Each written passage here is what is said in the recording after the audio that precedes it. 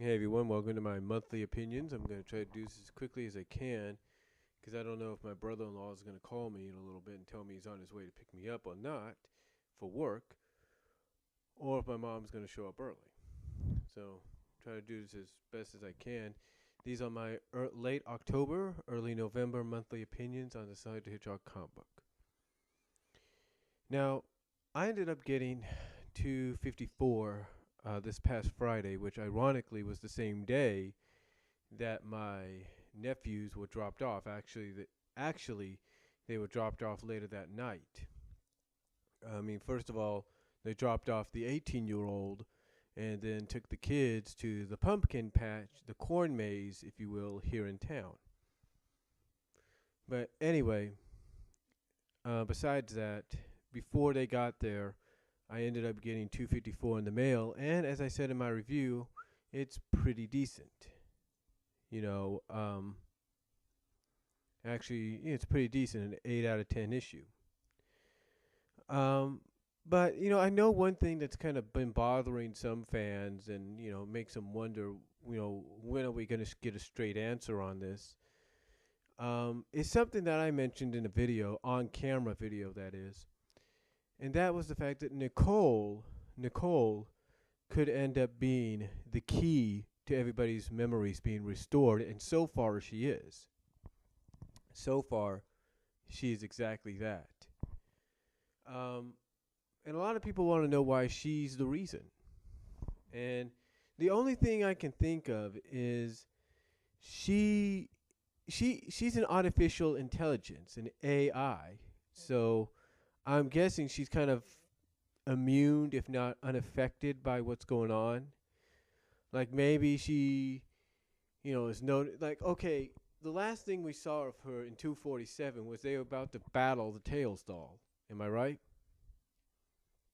They were about to fight the Tails doll. And all of a sudden, things just changed. So, my thought is her being an artificial intelligence and AI, she can pretty much process a lot of things happening and basically understand that something's not right, that things have changed. And that by processing and downloading the information she needs to find out, she pretty much knows things are different. I mean, basically, basically it's like to me. Basically, I think it's because she's an AI and she's artificial intelligence and she's unaffected. It's like she knows something's going on, something's not right, but she's keeping a low profile, like in this new reality, if you will, this new world. She's kind of keeping a low profile because she knows of the old world, but she doesn't want to let anybody on to the fact that she knows this. So so with her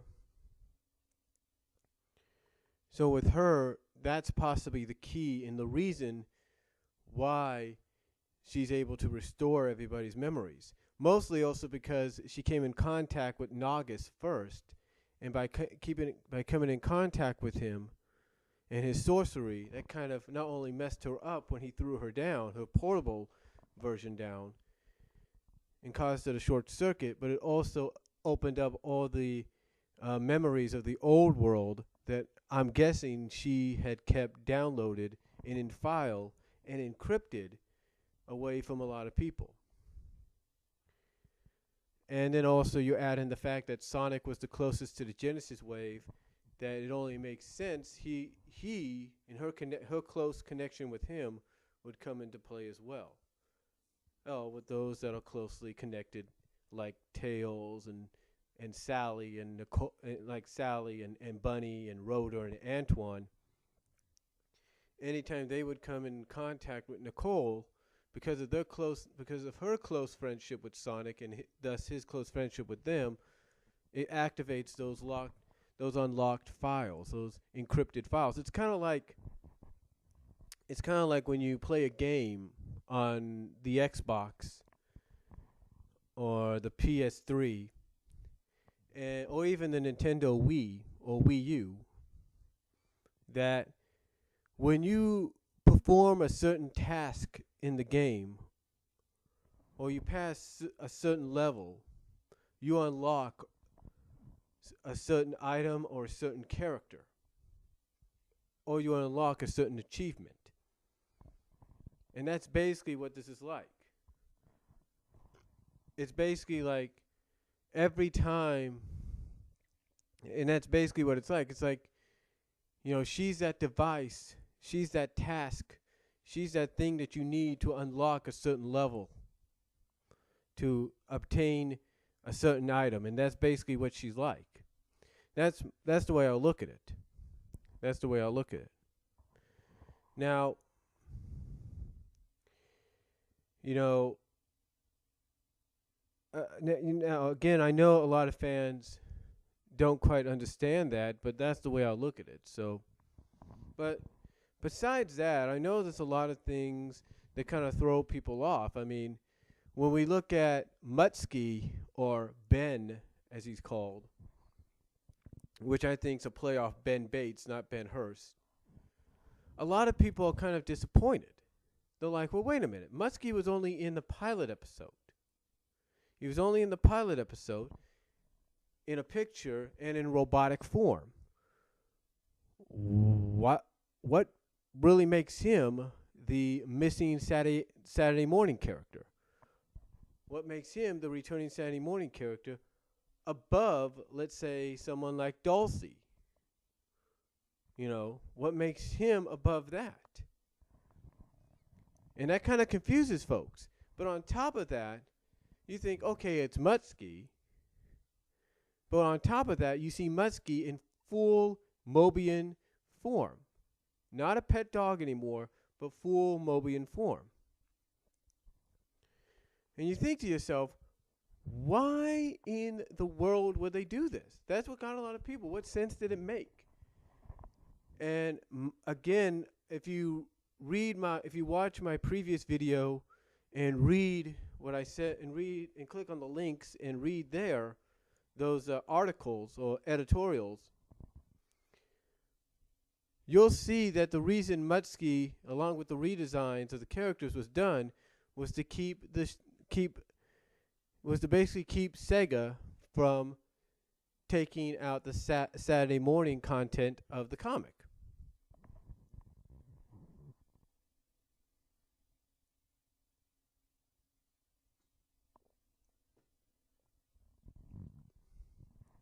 So anyway, that's the one thing, again, that's kind of confused some fans. They're like, well, what was the point in this? What was the meaning of this? It doesn't make sense. So, but hey, that's the decision. That's the direction they wanted to go in. That's the direction they're going to go with.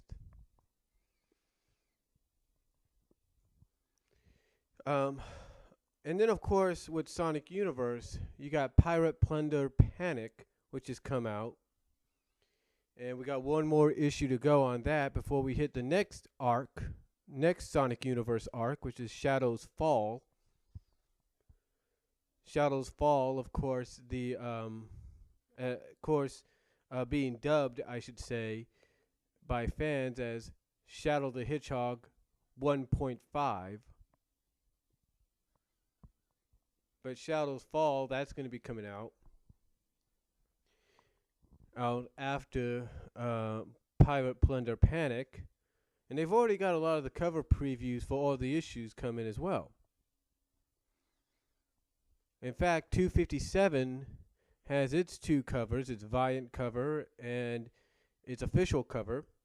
The official cover is like a spread again. It's the second spread that I could see. And it's in CGI, very nicely done by somebody on DeviantArt who was hired on to do this. And then Lamar Wells, a.k.a. Trunks24, did the Valiant cover as well. And they look very, very good. And again, when I look at the Valiant cover, along with the CGI, the official CGI cover, but mostly the Valiant cover, it almost looks like they're trying to make them more of an action hero team than they've ever have. That's what it looks like to me. They're trying to make them into more of an action hero team than I guess in their opinion they ever have been. You know, and if that's the direction they want to go in, fine. That's cool. That's cool. Let them go in that direction. But the covers, you got to check them out for yourself. Just type in Sonic 57 in Google, and you'll be able to see the covers. But yeah, the covers look pretty cool, pretty nicely done, and I am gonna end up putting them on a CD-ROM eventually and taking them to Walmart or Walgreens and having them developed and having them printed out and then I'm gonna frame them, just like I did before. But overall, the comic book store, the stories in the comic books, both of them, things seem to be getting interesting. From what I could tell, from what I've read, things seem to be getting interesting. And then, of course, you got new Sonic Archives, Selects, the new Supersonic Special magazine with Sonic Jump adaptation in there. You got all that coming in the next few months. And then, of course, people are talking about Sonic Boom, and if that has any kind of connection to the comic or not. And people are already speculating on what it's going to be like. I guess if you wanted to make any kind of assumption, you would have to say it's going to be similar to Teen Titans Go, even though it'll be in CGI. So that'll be interesting. But again, people are already assuming what it could and could not be about. And then speaking of Sonic, recently Sonic Lost World was released, not here in North America, but in other countries like Europe, Japan, Australia. And it's gotten a mixed reaction. However, what's funny about this is you have one person, V295, over at DeviantArt, who has said that the Lost World story is a lot better than what we got going right now in the comics.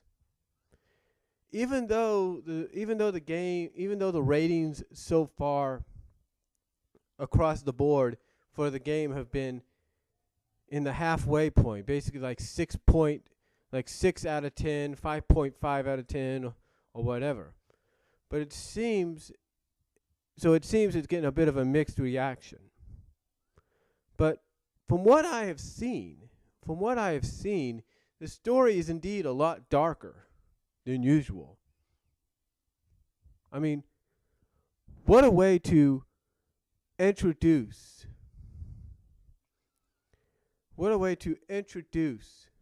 new villain characters with a story like this. And what's funny is V295 looks at the Lost World story and says it's a lot of the things that occur in there story-wise is everything that people have complained that Archie is not doing, that Archie should be doing. And that's very interesting when you have one fan, maybe several, that kind of are surprised that Sega is doing the good story for a Sonic-related product, and Archie Comics is not. But if you want to check out what he means, go right here on YouTube, type in Sonic Lost World, cutscenes, or whatever, and you'll get an idea of what probably he's talking about. But again, the story does seem a little darker, especially with the elements that it uses. So, and of course, some people kind of criticizing the new voices of Amy Rose and Knuckles and stuff. So, but we'll just have to wait and see what happens.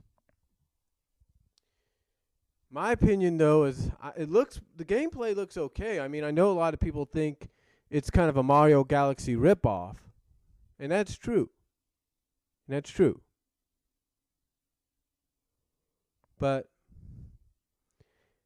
It does seem like a Mario Galaxy ripoff, and that's true in its own way. But the difference that I guess makes up for it in the eyes of some is the story's good. It's like the gameplay, yeah, it's Mario Galaxy like gameplay, but the story pretty much makes up for that. But overall, I'm good. But overall, I'd like to play it someday, and hopefully I will. But that's really all I'm gonna say right now on the whole situation on the game, and basically that's all I'm gonna say on my late late October, my late October, early November opinions, monthly opinions on the Sonic the Hedgehog comic book and franchise. So let me know what you guys think down below. Comment if you like. And that's all I'm going to say. So until then, God bless. Take care. And I'm out.